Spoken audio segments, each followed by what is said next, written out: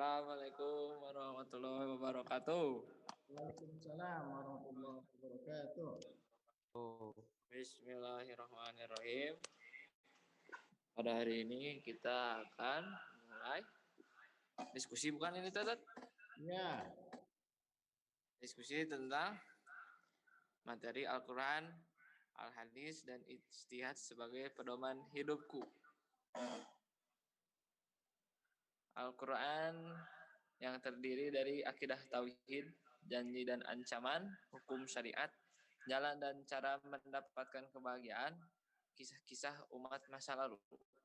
Al-Hadis yang terdiri atas perkataan, perbuatan, ketetapan dalam memecahkan masalah. Terus yang terakhir ada ijtihad. Ini kan video. Nah. Ijtihad yang terdiri atas dari ijma, qiyas, istihsan, maslahah, al-urf, syara' uman qablana, saddud zara'i, madhab sahabi, dan dalalatul iqtiran. Udah, Tat? Terus dibagi itu ya. Apa teh? Tugasnya bukan, Tat? Ya, tugas. Jangan nanya ke Ustadz lagi dong. Anggap Ustadz gak ada. Oh, Acong berarti. Acong ditugaskan untuk menjelaskan tentang Al-Quran. Faizal tentang ijtihad. Ayo, Cong. Ayo, Sul. Saya dulu. Hapus itu, Faizal. Nggak sopan. Ya, Cong. Ayo, Cong. Acong udah siap. Bismillahirrahmanirrahim. Assalamualaikum warahmatullahi wabarakatuh. Assalamualaikum warahmatullahi wabarakatuh. Al-Quran itu menurut bahasa berasal dari kata qara'a yaqra'u.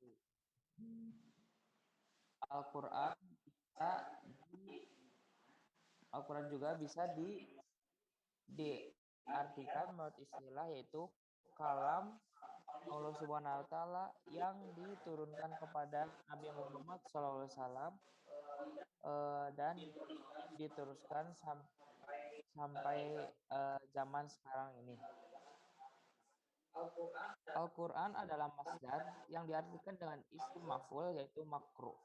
Kata qara'a juga berarti mengumpulkan huruf dan kalimat-kalimat dalam bacaan. Al-Quran adalah kitab yang berisi firman Allah Subhanahu wa taala, jadi merupakan menjadi pegangan teguh bagi umat manusia dan umat Islam juga. Sesuai di Al-Quran ayat surat Al-Qiyamah ayat 17 sampai 18. Inna a'udzubillahi minasyaitonirrajim. Bismillahirrahmanirrahim. Inna alaina jam'ahu wa qur'ana fa idza qara'nahu fattabi qur'ana. Shadaqallahul azim. Sesungguhnya atas tanggungan kamilah mengampulkannya Al-Quran di dadamu dan membuatmu pandai membaca. Maka bila kami telah selesai membacakannya, ikutilah bacaan Al-Quran Al-Qiyamah ayat 17 dan 18. Terima kasih, hanya itu yang bisa saya sampaikan. Wassalamualaikum warahmatullahi wabarakatuh. Waalaikumsalam warahmatullahi wabarakatuh. Sekarang kita Faizal menjelaskan tentang ijtihad. Waktu dapat silakan. Assalamualaikum warahmatullahi wabarakatuh.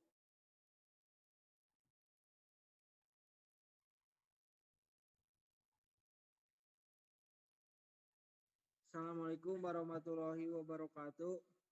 Salam. Di sini saya ingin menjelaskan ijtihad. Ijtihad. Apa sih ijtihad? 1, ijma. 2, kias. 3,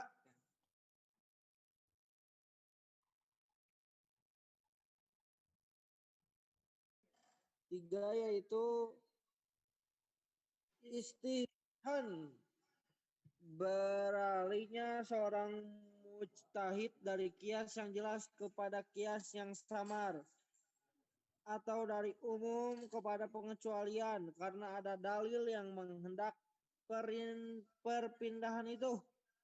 Contoh menurut kias, sisa makanan atau minuman dari binatang buas adalah najis, sedangkan menurut istishhan adalah suci. Nomor 4, istishab, tetap berlakunya hukum yang telah ada karena adanya dalil hingga adanya dalil lain yang merubahnya. 5, muslahah, hukum berdasarkan kemaslahatan atau terjadinya kerusakan atau keburukan. Contoh demi keselamatan dan lancar arus lalu lintas maka kehendaknya adanya rambu lalu lintas. Al-urf, apa yang dikenal dengan manusia menjadi tradisi baik baginya, baik ucapan, perbuatan atau pantangan-pantangan. 7, syaru man qoblana, hukum syara yang ditetapkan oleh Allah bagi umat sebelum yang kita lalui para rasul mereka, dan ditetapkan pula bahwa hukum itu juga untuk kita, seperti disyariatkan puasa sebagaimana disyariatkan atas umat terdahulu. Saduds, zarai, melarang perkara-perkara yang lahirnya oleh karena itu membuka jalan yang menjadi pendorong kepada perbuatan yang dilarang oleh agama, seperti kartu karena mendorong fatwa-fatwa para sahabat mengenai berbagai masalah yang dinyatakan setelah Rasulullah wafat, seperti fatwa Umar bin Khattab tentang syahnya talak 3 dalam satu majelis. Dadatul ikhlas yang disebutkan bersama dengannya. Shadaqallahul azim. Ya, 6. Mantap. Sudah, Ustaz. Mantap jiwa Pak Isa. Yes, jadi tinggal al-hadis. Karena tadinya kelompoknya ada 4 orang dan satu lagi hadis. Karena ya ada 1 orang yang sakit, jadi hadis akan dijelaskan oleh saya sendiri sebagai moderator.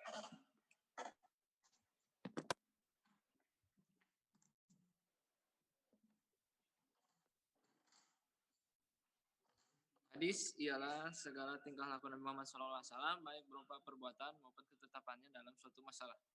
Hadis terdiri dari perkataan, perbuatan, dan ketetapannya dalam suatu masalah yang bersumber dari Rasulullah SAW.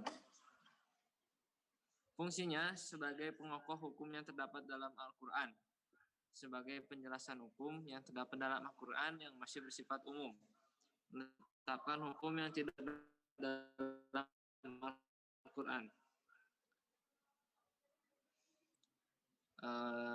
Al-hadis ditinjau dari bentuknya ada 3, yaitu hadis qauliyah, fi'liyah, dan takririyah.